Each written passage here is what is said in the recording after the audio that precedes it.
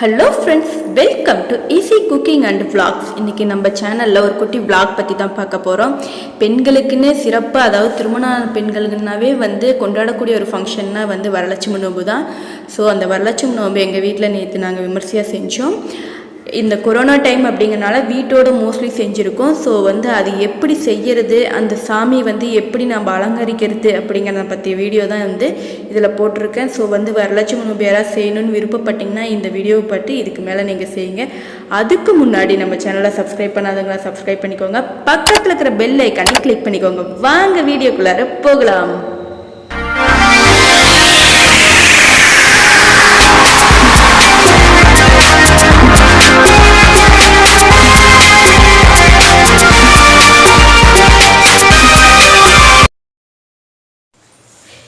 இன்றைக்கி நம்ம அலங்கரிக்கக்கூடிய அம்பாள் இவங்க தான். இன்றைக்கி இந்த வீடியோவில் ஃபுல்லாக நம்மளுடைய அம்பாளை எப்படி அலங்கரிக்கிறது அப்படிங்கிற பற்றின வீடியோஸ் தான் அதில் இருக்குது. வாங்க எப்படி இந்த வரலட்சுமி நோம்புக்கு நம்ம கடவுளை படைச்சி வழிபடுறது அப்படின்ட்டு பார்க்கலாம். ஃபஸ்ட்டு அதுக்கு ஒரு வாழை இலையை நீங்கள் போட்டுக்கோங்க. நீங்கள் எத்தனை விக்கிரகம் வைக்க போகிறீங்களோ அதுக்கு ஏற்ற மாதிரி நீங்கள் அரிசியை ஆட் பண்ணிக்கோங்க. அது கூடயே பருப்பும் வேணும்னாலும் நீங்கள் ஆட் பண்ணிக்கலாம். நான் வெறும் அரிசி மட்டும்தான் சாமியை உட்கார வைக்கிறதுக்காக போட்டுக்கிறேன். இப்போ 2 விக்கிரகம் நான் வைக்க போகிறேன் அப்படிங்கிறதுக்காக 2 அரிசியாக நான் டிவைட் பண்ணி இந்த மாதிரி நான் ஆட் பண்ணிக்கிறேன். நீங்கள் உயரமாக வேணும்னா ஏதாச்சும் ஒரு பலகை போட்டு கூட அது மேலே நீங்கள் இந்த மாதிரி அரிசி போட்டு அப்புறமேல் நம்மளுடைய கடவுளை அது மேலே நம்ம படைச்சிக்கலாம். இது இந்த கடவுள் நம்ம கோயிலுங்களில் போனீங்கன்னா நிறைய இந்த மாதிரி சாமியெல்லாம் நம்மளுக்கு கிடைக்கிது. ஸோ இந்த மாதிரி கடவுளை நீங்கள் வாங்கிட்டு வச்சு வீட்டில் நம்மளுடைய சுமங்கலி பூஜையை நீங்கள் நடத்தலாம். இப்போ இந்த கடவுள் எப்படி நான் அலங்கரிக்கிறேன் அப்படின்ட்டு நீங்கள் பாருங்கள். இது பாருங்கள், எங்கள் வீட்டில் முதல் வாங்கின விக்கிரகம் தான் இது. அதனால் அந்த கடவுளை நான் எப்பயுமே வழிபட்டுக்கிட்டே தான் இருப்பேன். அதனால் அவங்களுக்கும் அந்த அம்பாளுக்கு நான் சிறப்பாக செஞ்சிட்ருக்கேன். வாய்க்கு நாம் எப்படி நம்ம முகங்களுக்கு அலங்காரம் செய்கிறோமோ அது மாதிரி கடவுளுக்கும் நான் உதட்டு சாயமெல்லாம் பூசி, உதட்டு சாயம்னா குங்குமத்தை லைட்டாக தண்ணியில் கரைச்சி வாய் உதட்டுக்கு லைட்டாக பூசியிருக்கேன். இந்த கடவுள் ஆல்ரெடி இருக்கிறதுனால நம்ம பூச தேவையில்லை. இது நாம்ளே தான் எல்லாமே செய்யணும். அதனால் நான் உதட்டுக்கு சாயம் பூசிட்டு நம்ம கிட்ட இருக்க நகைகள் எல்லாமே கடவுளுக்கு படைக்க வேண்டியது தான். இப்போ நான் எங்கள் வீட்டில் இருக்கிற நகைகள் நான் இப்போ அம்மாளுக்கு படைக்கிறேன். இல்லைனா கடவுளுக்குன்னு நீங்கள் தனியாக நகைகள் வாங்கி வச்சு அதையே நீங்கள் வருஷத்துக்கு ஒரு டைம் இந்த சுமங்கலி பூஜை வரப்போ நீங்கள் எடுத்து நீங்கள் அம்பாளுக்கு அலங்கரித்து நீங்கள் கடவுளை வழிபடலாம். நம்மளுக்கு எப்படி நம்ம ஒரு கல்யாணம் ஏதாச்சும் ஒரு ஃபங்க்ஷனுக்கு போனால் எந்த அளவுக்கு அலங்கரிக்கிறோமோ அந்த மாதிரி இந்த ஃபங்க்ஷனில் இந்த அம்பாள் தான் ரொம்ப சிறப்பு வாய்ந்தவங்க. ஸோ இந்த அம்பாளுக்கு நம்மளால் என்ன முடியுமோ, என்ன திங்ஸ் நீங்கள் போட்டு நீங்கள் அலங்கரிக்கணும்னு நினைக்கிறீங்களோ உங்களுடைய மைண்டு க்ரியேட்டிவிட்டி வச்சு நீங்கள் அலங்கரிக்கலாம். நான் என்கிட்ட இருக்க ஜுவல்ஸை வச்சு நான் முடிஞ்ச அளவுக்கு அம்பாளை அலங்கரிச்சிருக்கிறேன். இப்போ பாருங்கள், நான் 2 அம்பாளுக்குமே ஈக்குவலாக அலங்காரம் செஞ்சிகிட்ருக்கேன்.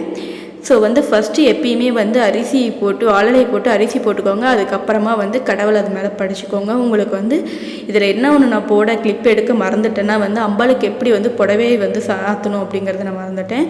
ஸோ நெக்ஸ்ட்டு அடுத்த வருஷம் நான் கண்டிப்பாக அதையும் உங்களுக்கு கிளிப்பாக போடுறேன். இதை விட சிறப்பாக இந்த ஃபங்க்ஷனை அடுத்த வருஷம் செய்யலாம்.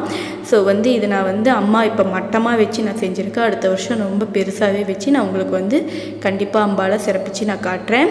அதுக்கப்புறமா இந்த அம்பாளுக்கு சந்தனம் குங்குமம் எல்லாமே நம்ம சுமங்கலி பூஜைனாவே நம்ம சுமங்கலியாக இருக்கணும்னாவே அது கண்டிப்பாக குங்குமம் தான், சந்தன குங்குமம். ஸோ அதனால் அம்பாளுக்கு நான் சந்தன குங்குமத்தை நெத்தியில் வைக்கிறேன். ஏன்னா நம்ம தீர்க்க சுமங்கலியாக இருக்கணும் அப்படிங்கிறதுக்காக தான் இந்த வழிபாடையே செய்கிறோம். ஒவ்வொரு பெண்களுமே ரொம்ப விரும்பி செய்யக்கூடிய ஒரு ஃபங்க்ஷன்னா இந்த சுமங்கலி பூஜை தான். ஒரு சிலர் வீட்டில் இதனுடைய பழக்கம் இருக்காது, உருவ வழிபாடு இருக்காது. அதனால் நீங்கள் கலங்காய் வச்சு கூட இந்த அம்பாளை நீங்கள் வழிபடலாம். நான் உருவ வழிபாடு எங்கள் வீட்டில் செய்வோம் அப்படிங்கிறனால உருவ வழிபாடு செய்கிறேன். இப்போ அம்பாளுக்கு நம்ம புஷ்ப அலங்காரங்கள் செஞ்சோம்னா நம்மளுடைய அம்பாளுடைய ஃபினிஷிங் லுக் நம்மளுக்கு கிடைச்சிடும். ஸோ நிறைய பெண்கள் இந்த வரலட்சுமி நோம்பு செய்யணும்னு ஆசைப்படுவீங்க. பட் எப்படி செய்கிறது அப்படின்னு தெரியாமல் ரொம்ப சரின்னு கம்முன்னு விட்டுருவீங்க. ஸோ இந்த மாதிரி தான் செய்யணும், அம்பாளை இப்படி தான் அலங்கரிக்கணும். ஸோ அடுத்த டைம் நான் கண்டிப்பாக அம்பாளுக்கு புடவை கட்டுறதுலேருந்து ஆரம்பத்துலேருந்து நான் உங்களுக்கு வீடியோ ஃபுல்லாகவே நான் போடுறேன். நம்மளுடைய சேனல் பிடிச்சிருந்தா மறக்காமல் சப்ஸ்கிரைப் பண்ணிக்கோங்க, பக்கத்தில் இருக்கிற பெல் ஐக்கனை கிளிக் பண்ணிக்கோங்க. அப்போ தான் நான் போடக்கூடிய வீடியோஸ்லாம் உங்களுக்கு கண்டிப்பாக வந்து சேரும். இது பார்ட் 1 தான் நான் உங்களுக்கு போட்டிருக்கேன். அதாவது அம்பாளுடைய அலங்காரம் எப்படி செய்யறது அப்படிங்கிற பற்றிய வீடியோ தான் இதில் நான் போட்டிருக்கேன். அம்பாளை எப்படி வழிபடணுங்கிற வீடியோவையும் உடனே அடுத்தது நான் போடுறேன். அதனுடைய லிங்கையும் நான் கொடுக்குறேன், கண்டிப்பாக பாருங்கள். உங்கள் ஃப்ரெண்டு ரிலேட்டிவ்ஸுக்கும் வந்து நம்மளுடைய வீடியோஸை ஷேர் பண்ணுங்கள். ஏதாச்சும் வந்து உங்களுக்கு இதில் கரெக்ஷன்ஸ் இருந்தால் சொல்லுங்கள் ஃப்ரெண்ட்ஸ். அவ்வளோதான் நம்மளுடைய எங்கள் வீட்டு அம்பாளுடைய ஃபினிஷிங் லுக் இப்படி தான் வந்துருக்கு. அவ்வளோதான் நம்மளுடைய அம்பாள் வந்து ரெடி ஆகிட்டாங்க. இவங்களே என்ன நம்ம வழிபட வேண்டியது தான். ஸோ நம்மளுடைய சேனல் பிடிச்சிருந்தால் மறக்காமல் சப்ஸ்கிரைப் பண்ணிக்கோங்க, பக்கத்தில் இருக்கிற பெல் ஐக்கனை கிளிக் பண்ணிக்கோங்க. அப்போ தான் நான் போடக்கூடிய வீடியோஸில் உங்களுடைய நோட்டிஃபிகேஷனுக்கு வந்து சேரும். Thank you friends. இன்னொரு வீடியோவில் பார்க்கலாம். எப்படி இருந்துச்சு அப்படிங்கிற கமெண்ட்டை கண்டிப்பாக சொல்லுங்கள். நன்றி.